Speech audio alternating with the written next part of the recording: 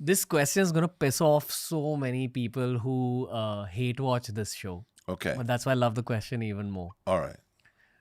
Do you think ghosts exist? Do I think ghosts exist? No. No. But if they do exist, they would be made out of dark matter for sure. I'd love to hear more. I'd love to hear more about both these tangents. Okay. So in terms of ghosts, my feeling about this is that we have needs, and you have to be honest about what your needs are. Like, life isn't enough. We want more. So we want there to be ghosts. We want there to be like a secret world of dinosaurs under the surface. And we want there to be portals to other dimensions. And we want to be able to call up Krishna and ask for advice and all sorts of stuff. And just wanting those things isn't enough to make them real. And that's one of the lessons of science. So it's not like I don't want to play. It's that I don't want to mess up my only opportunity for true magic. And the true magic is the stuff that allows you to make something that nobody's ever made before, or understand something that nobody's ever understood before. You know? And so I don't believe in ghosts because I think that that's a desire. But do you think that if they do some kind of scientific research where they're able to prove it, you might shift that belief? I believe there are all sorts of ways I could construct things about life that would be inconceivable.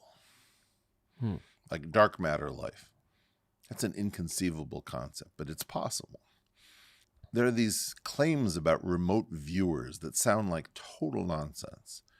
That somebody is, taken on a submarine to the bottom of the sea where light can't penetrate, and they get a vision of something else. Now, your phone is a remote viewing instrument. If you were in the 1700s and you were communicating by FaceTime with Australia, it would be a miracle. There would be no explanation for it other than, okay, he has magical powers. So science is always magic before it's understood. So I definitely believe in some sense that there are things that we should be able to do. Okay, I think we can forget about ghosts. Here's something I really believe. I believe we can reach the stars, and I believe that it's possible quickly. Nobody agrees with me on this. Distant star systems. Yes. I am hopeful. I can't prove it. But my work has been to ask the question, is it possible that maybe this is much easier than we're making it out to be? Really? Yeah. Is this related to wormholes? Like, is your solution related to wormholes? No. In a certain sense, it's the repudiation of wormholes. It's saying wormholes is a concept of Einstein. And so all of our dreams have been sort of crushed by Einstein because he has this incredible theory that tells us what we can't do. If we can go beyond Einstein, then we can talk about what we can do. So the metaphor that I like to use is pinch to zoom. So if you think about it, if you have a surface like an iPad and you do this, the picture suddenly changes scale. Now before, 2002, 2003, nobody had ever done that before. So whatever image was on your television screen, you couldn't do anything with it. What if nature has pinch to zoom in it? And if you want to go to a distant star, what you should first do is do a motion like this and shrink the apparent distance. Then you do a couple of swipes, and then you expand it out. Reality can be bent that way? That's what my research is in part about, which is showing that there are these extra degrees of freedom, and that it may be that we don't live in space-time at all, so we don't need wormholes, that we might have access to pinch to zoom. So we just don't know it. If we don't live in space-time, what do we live in?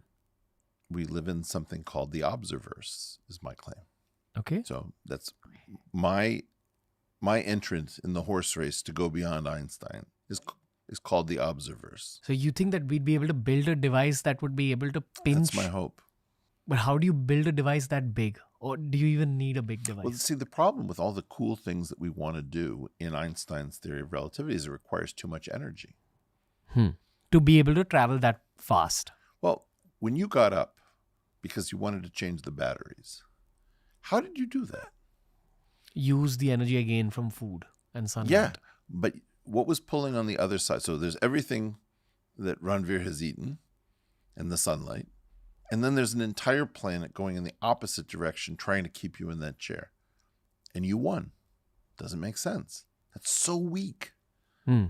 So that means that in order to do something, in order to bend space and time, if you believe you live in an Einsteinian universe, you need more energy than you can possibly imagine, because an entire planet's worth of energy isn't enough. Hmm. Hmm. So this is the idea that maybe we don't need anything remotely like that. Maybe we can do things that are cheap. For example?